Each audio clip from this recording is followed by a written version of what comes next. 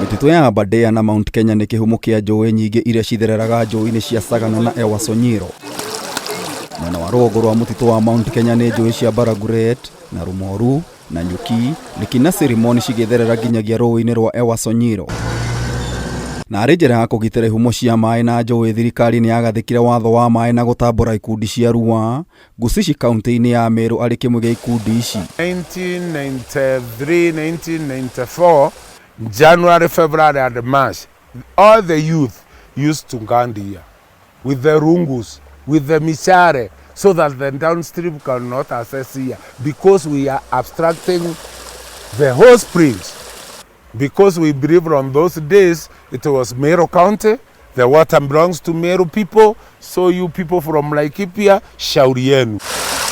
Gĩkundi gĩkĩ kĩombirwo thutha wa ndogamano ya maĩ ĩrĩa yacũngagĩrĩria haro cia kĩndũrĩrĩ.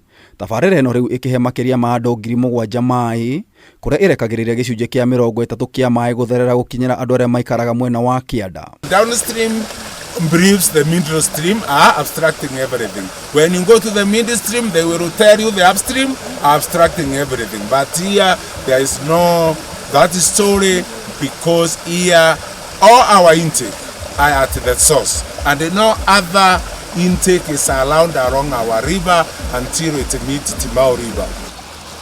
Kĩeha nĩ atĩ kilomita 6 kuma Gucci urimi hũgũrũrũ-inĩ cia rũĩ rwa TIMAU na mĩhang'o ĩngĩ ya mũndũ icũngĩrĩirie kũnyiha kwa maĩ ma rũĩ rwa TIMAU rũrĩa ona rangi wamo nĩ ũcenjetie. MAAI is more brown than NANYUKI because it flows through fields which have been cultivated, and therefore it erodes the soil and carries the soil, the sediments down with it. No kũringana na Alex Thuranĩra ũrĩa nĩ mũrĩmi mwena wa TIMAU kũrĩma hũgũrũrũ-inĩ cia njũĩ ti ũru. Na hiyo ya kuvuta na mpira, ile shida ni hii miti. Unaona hii miti tu ikikatwa, maji itaanza kuteremka. Na kulima sio shida.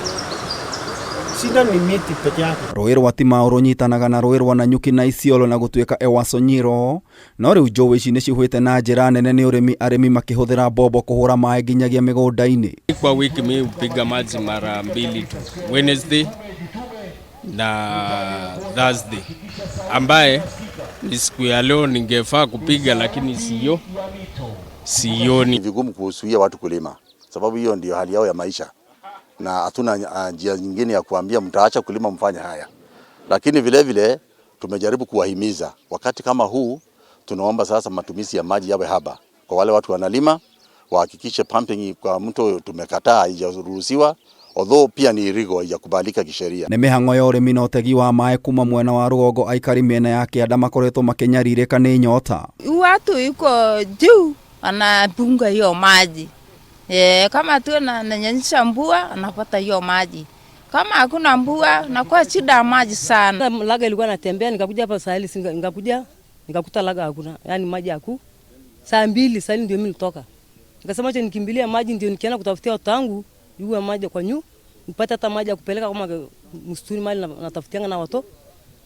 Sahili saa ngapi? Nikakuja nikaenda kambio juu. Hakuna maji. Tunaona mbirangu ndio hii. Jua kutoka zamani upado watoto kama maji iko kwa laga, wewe nachota tu. Lakini saa hii sisi napata shida. Naona hata mimi saa hii naenda kutafuta watoto yangu pande hii, alafu achotia mimi maji kama na kutikana hapa.